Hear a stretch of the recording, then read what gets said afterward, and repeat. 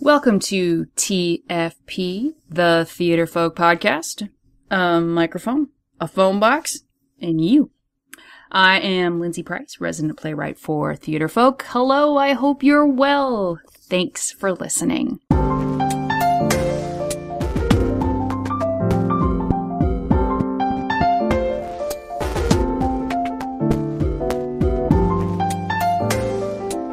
Today we've got one more look back before we head into the new year, as it were, with new podcasts. This podcast is from October and deals with a question I get all the time. It's also the wrong question a young playwright with a play script sitting in a drawer can ask. Let's get to it. How do I get published? Is a stupid question. So, let's set a few things straight before I get rolling. Yes, I am aware that the title of the episode is inflammatory. Of course it is. Are you really going to listen to a podcast where the title is How Do I Get Published is an Easy and Nice Question? Or How Do I Get Published and All the Fluffy Bunnies and Unicorns? Well, I don't know. Maybe you'd listen. I think I'd listen. I'm partial to a fluffy bunny. Nonetheless, it's a statement. How do I get published is a stupid question. It's also something that I believe. I'm not just throwing it out there to be inflammatory. It's something I stand behind because of the vast number of situations I have been in where this question has been asked of me, and in the vast majority of those times, it's the absolute wrong question. Second, obviously, I am only speaking of playwrights. I am a playwright. That is what I write. That is what I know. I don't really know a darn thing about being a novelist, a short story writer, or a poet. So when I say, how do I get published is a stupid question, I'm talking about playwrights. So don't get your knickers in a knot if you're a novelist, a short story writer, or a poet, and being published is your endgame. Go find a novelist podcast and get your knickers in a knot over what they have to say. So here's a scenario.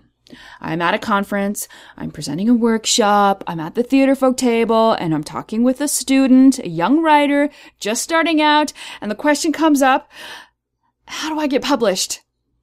And they look at me like I have, like at that basket, the basket full of fluffy bunnies and unicorns. And they're expecting me to hand over the basket. Here you go. All the answers you require, plus a basket of cute. What better thing is there? Here's the thing. They ask one question, how do I get published? And they expect there is only one answer. And that it's an easy answer. Easy for me to provide. Easy for them to understand. They expect that there is a brochure that I can pull out of my purse at a whim, at a moment's notice, and, that I carry a bounty of such brochures. And there's all the steps laid out in color and 3 dimensions. Oh, that's a brochure. Huh. I don't think people who ask the question are stupid. There is a distinction.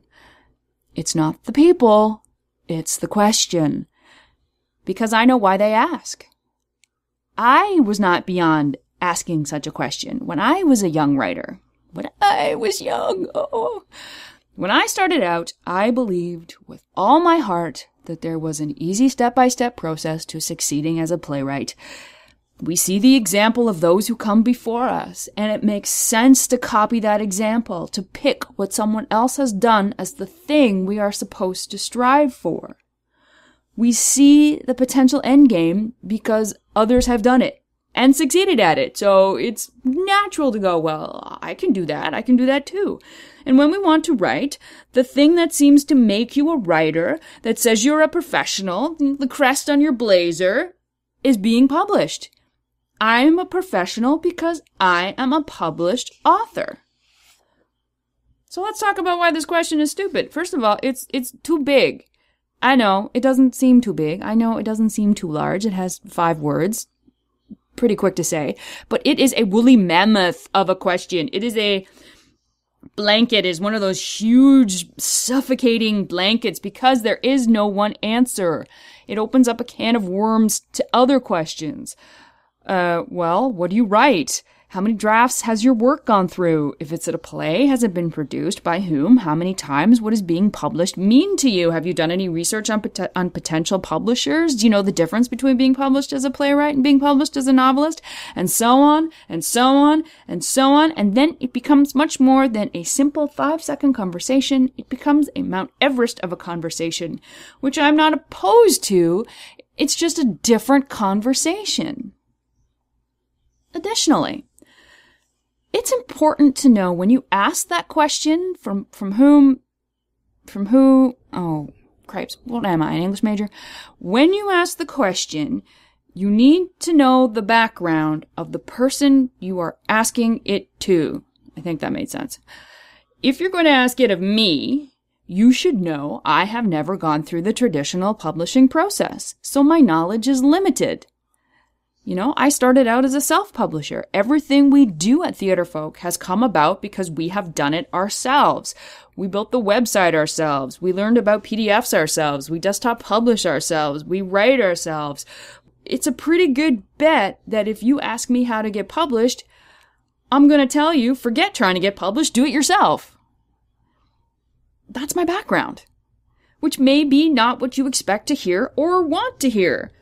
But I'm going to draw on my experience and what I know.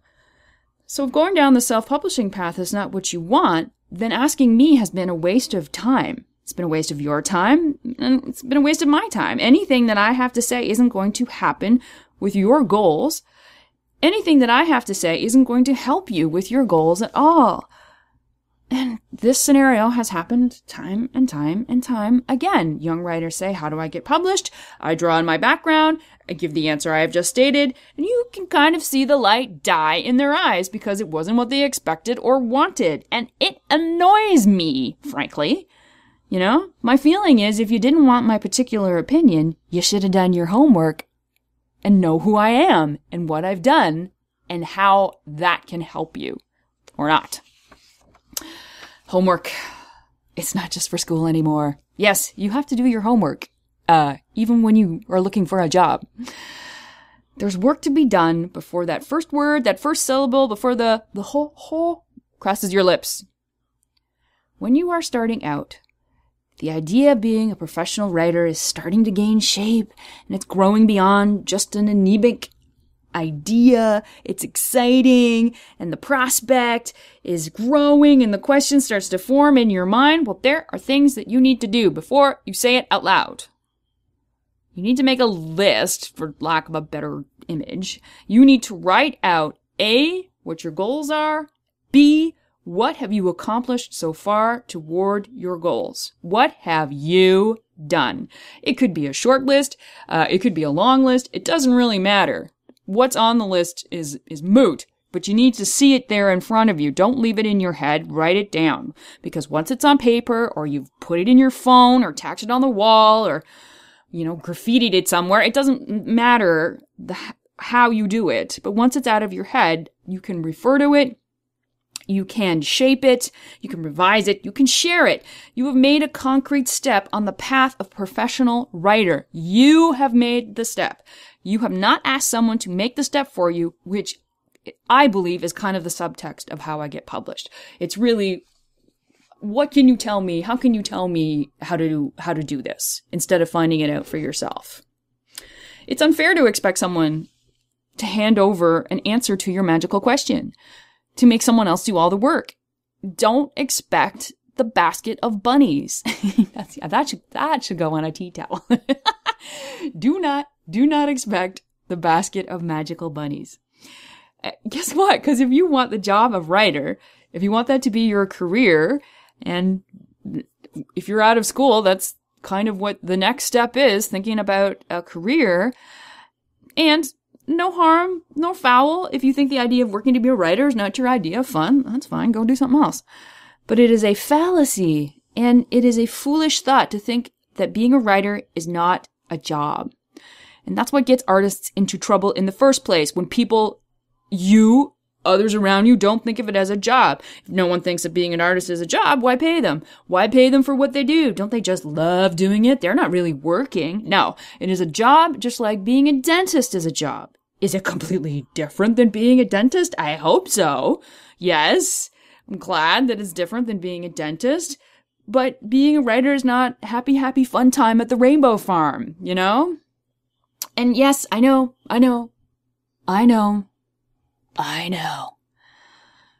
Talking to strangers, maybe talking to someone who you look up to, talking to someone who you're hoping to get advice from. I know that it takes everything you can do to muster up the courage to talk to a stranger, that it is terrifying to open your mouth. And the fact that you got out 5 words, even if they're the wrong words, the fact that you got out those words is remarkable. I applaud you. I admire so much people who can talk to strangers.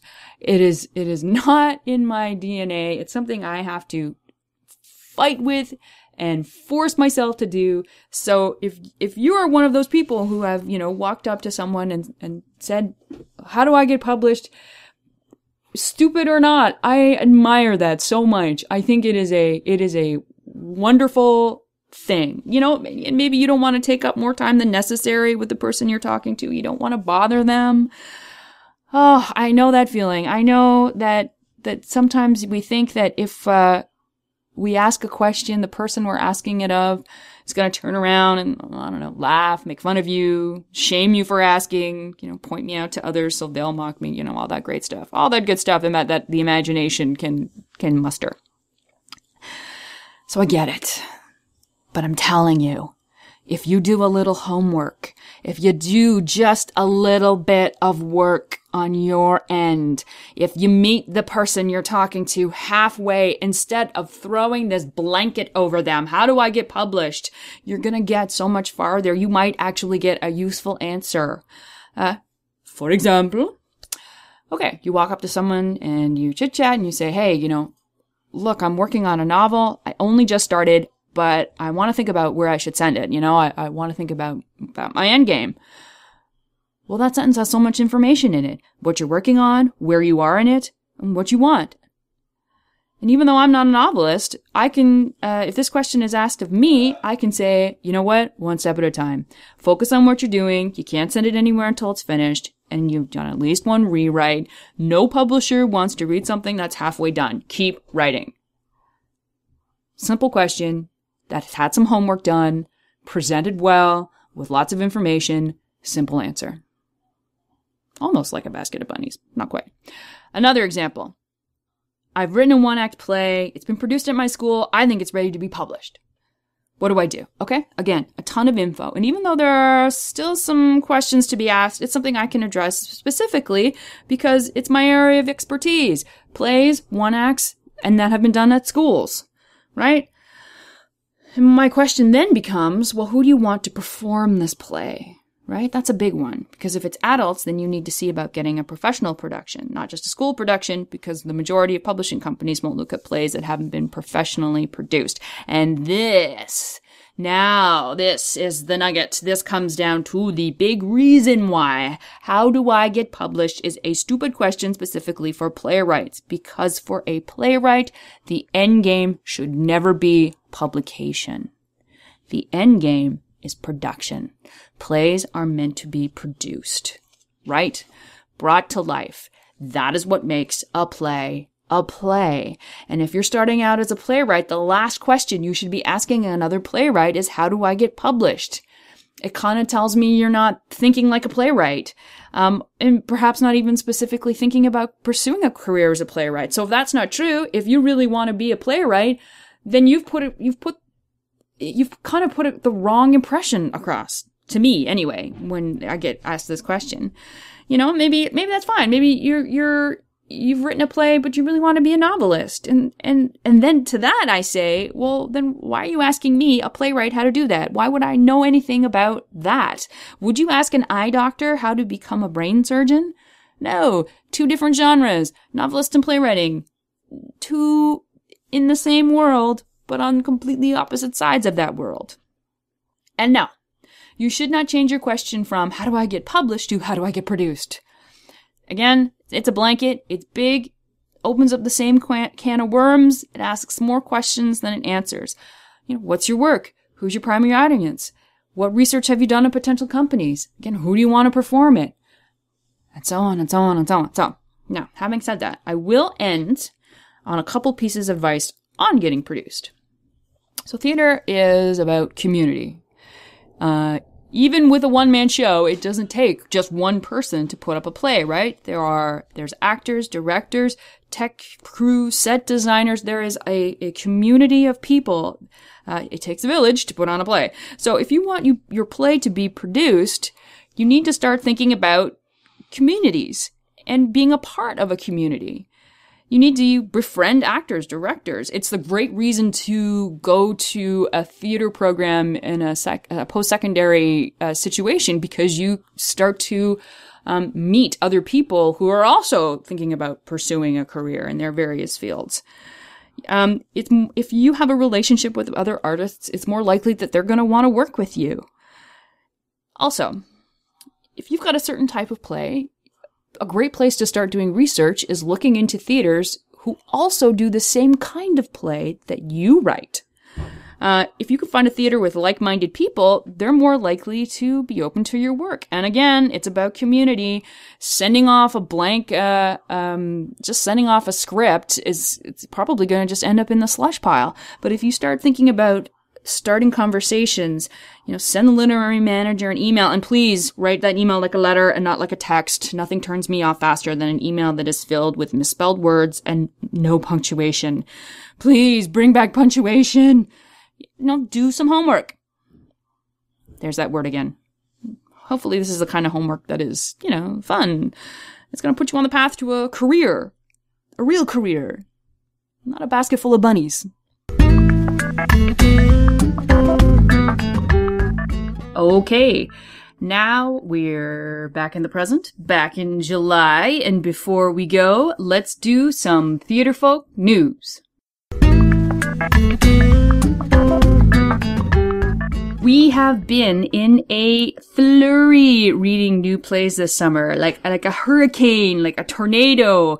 Not a Sharknado, which has to be the most straightforward and yet vivid title ever. It's a movie about a tornado filled with sharks. You know exactly what's coming.